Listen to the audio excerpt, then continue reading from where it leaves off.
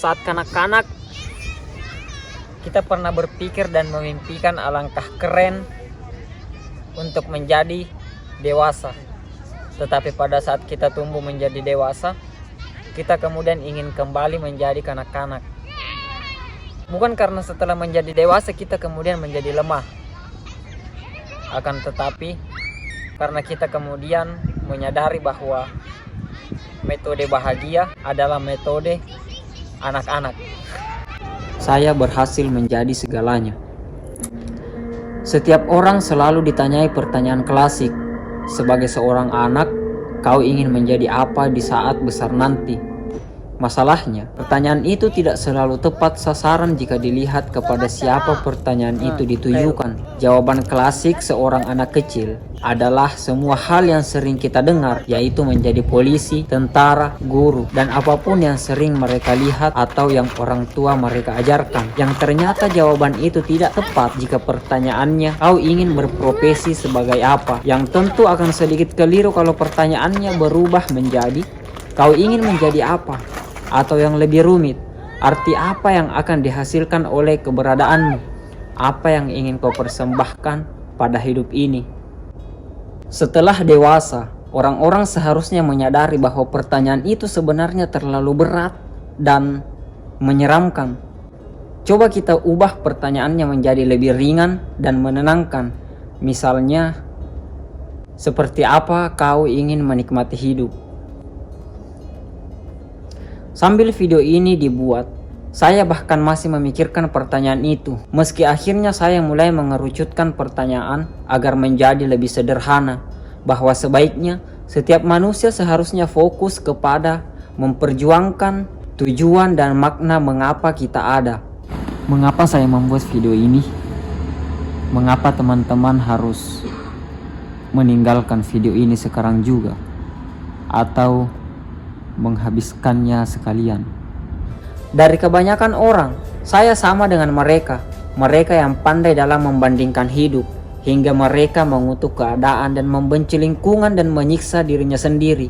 Saya sebenarnya sama dengan mereka yang sering mencemburui Tuhan, yang seolah hanya maha baik kepada orang-orang tertentu saja dan bukan kita.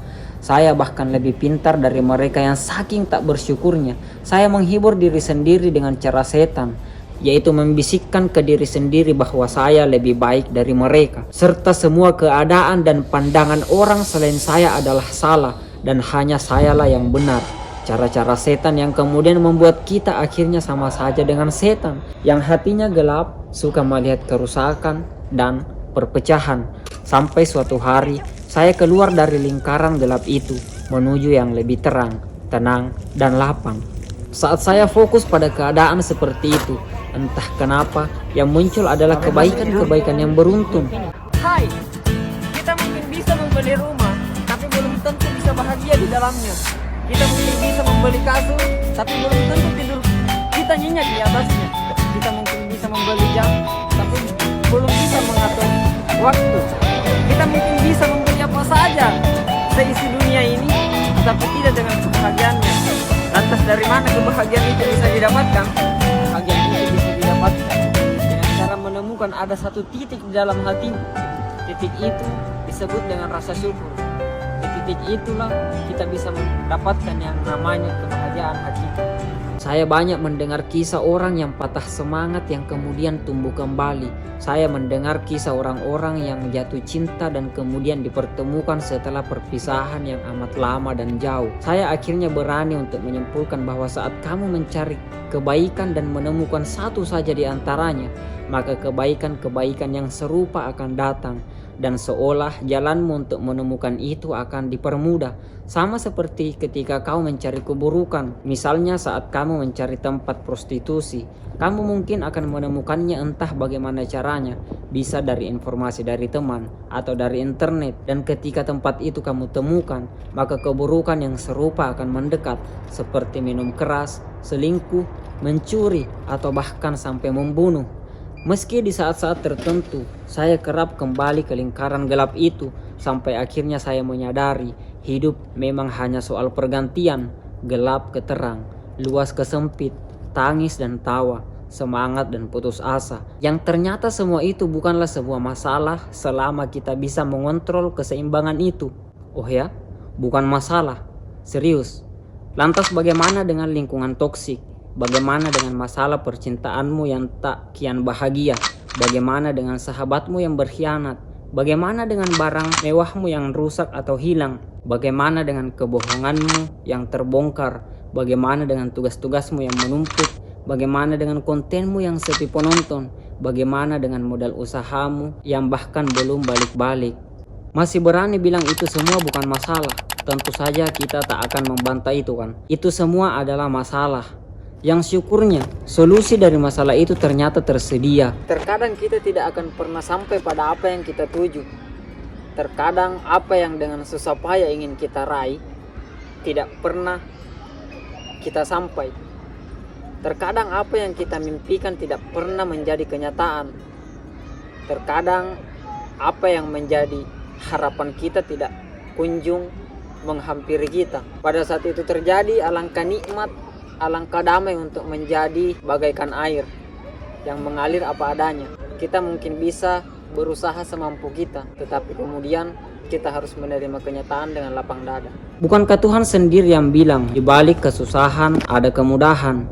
Kamu punya masalah, kau pergi minum sampai mabuk, healing, sampai ke luar negeri. Apakah setelah itu masalahmu selesai? Tidak, kamu hanya berhenti sejenak memikirkan masalah itu. Dan setelah healingmu, foya-foyamu selesai, maka kamu akan kembali untuk memikirkan masalah tadi. Karena masalah belum selesai, maka solusinya apa? Ya tetap healing. Healing ke dalam dirimu sendiri. Jelajahi ruang dalam hatimu, ruang dalam kepalamu. Di sanalah kamu perlu memperbaiki soal kebijaksanaan, penerimaan, dan lain-lain. Hati dan otakmu mungkin kecil, tapi jangan salah, di sanalah resep untuk bahagia dibuat. Maka solusinya adalah kembali kepada kemampuan kontrol kita dalam menyikapi keseimbangan tadi, bahwa setiap hal di dunia ini berpasang-pasangan.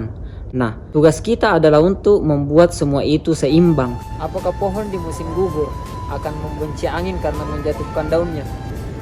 Apakah musim kemarau lantas harus mempertahankan diri karena musim hujan akan datang? Atau apakah seorang pemuda akan berputus asa kemudian sangat kecewa ketika lamarannya ditolak? Tidak. Ini hanya persoalan siklus hidup. Apakah rumput akan menolak untuk dimakan rusa yang kemudian akan dimakan oleh singa? Tidak. Sekali lagi, ini hanyalah tentang siklus hidup. Karena pada saatnya pohon-pohon yang berguguran akan bersemi kembali di musim semi. Karena pada akhirnya pemuda yang lamarannya ditolak akan bertemu dengan jodohnya suatu saat nanti. Dan pada akhirnya singa yang makan rusa akan mati juga dan dimakan oleh rumput kembali. Untuk itu, teruslah bergerak.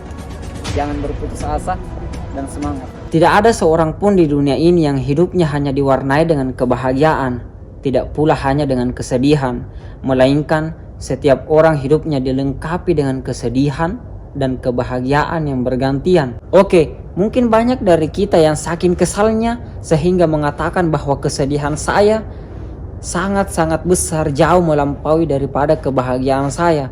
Kebahagiaan saya terlalu sedikit untuk bisa disyukuri. Tetapi tahukah kamu, betapa banyak orang dirundung kesedihan tapi masih mampu mengatakan kebahagiaannya masih lebih banyak daripada kesedihan yang menerpanya. Pertanyaannya, mengapa ada dua orang yang berbeda dalam menyikapi hidupnya yang sebenarnya sama-sama diterpa cobaan? Ternyata jawabannya adalah tergantung kepada hal apa kamu fokus. Saat kamu fokus hanya pada kesedihanmu, maka kamu akan menemukan banyak sekali kesedihan. Sebaliknya, ketika kamu fokus pada yang telah dan yang akan membuatmu bahagia, maka kebahagiaan itu akan menghampirimu.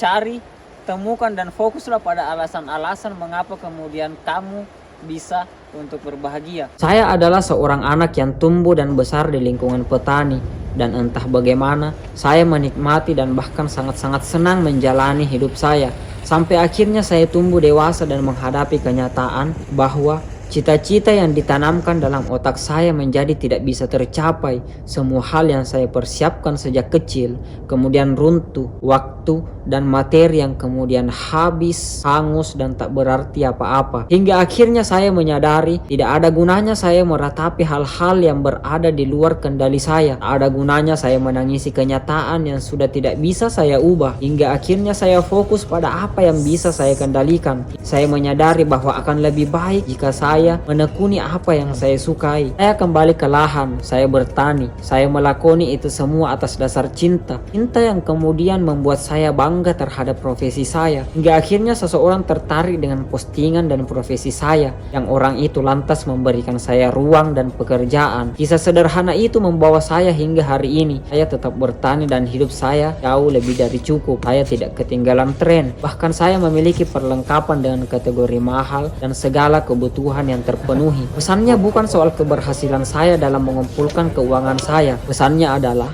bahwa saya berhasil menjadi apa yang saya inginkan, sama bahwa setiap orang berhak untuk menjadi segalanya. Saya tidak ingin teman-teman lantas meninggalkan profesi yang sekarang, kecuali teman-teman tidak benar-benar mencintai pekerjaan itu. Tapi kalaupun teman-teman merasa tidak suka dengan pekerjaan itu, jangan lata untuk segera resign. Mencari pekerjaan baru itu sangat susah. Yang harus teman-teman lakukan adalah belajar untuk menjalani profesi itu dengan ikhlas, dan yang pasti jangan meludah di sumur yang kamu minum airnya. Tetapi jika teman-teman memiliki opsi, dalam artian teman-teman mempunyai peluang untuk sebuah pekerjaan yang benar-benar bisa kamu cintai dengan upah yang layak, maka itu sangat perlu untuk dipertimbangkan. Karena terkadang, meskipun tidak semua, dunia kerja sebenarnya bukan membayar kebahagiaanmu. Lebih dari itu, dunia kerja telah membeli kehidupanmu. Sebagai kesimpulan, untuk mereka yang masih sangat muda, yang sedang menuju dan bersiap menjemput masa depannya, beri mereka kesempatan untuk memilih masa depan mereka sendiri tanpa memaksa, sesuai passion dan hal apa yang mereka sukai. Hidup mereka ada dalam kendali mereka sendiri. Kita hanya bisa mendukung dia menjadi apapun yang mereka inginkan.